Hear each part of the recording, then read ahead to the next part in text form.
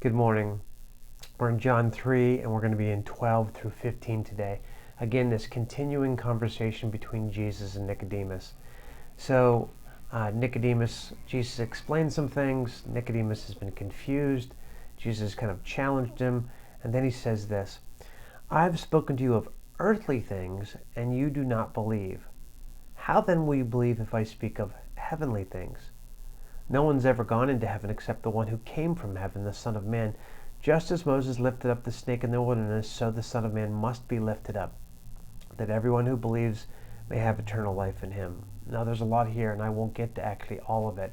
The thing that kind of stopped me as I read this was, you know, we've had 2,000 years to wrap our heads around the the incarnation of Jesus, the stunning act of atonement, the life of Jesus, the death of Jesus, the crucifixion of Jesus, the resurrection of Jesus, and the real presence of Jesus.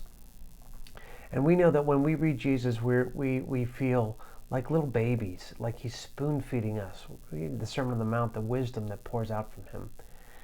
And so it makes me think when Jesus himself says, listen, every time I talk to you of earthly things. I can't even start talking to you about heavenly things, which means, it just means to me that we've kind of shrunken God, heaven, the spirit, the immaterial world down to understandable bite-sized chunks.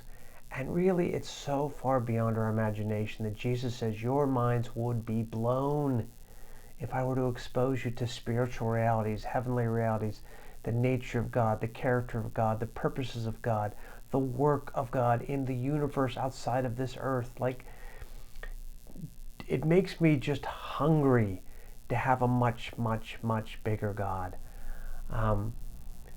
The Apostle Paul talks about this experience he has where he's caught up into the third heaven and sees things that he's not even allowed to describe.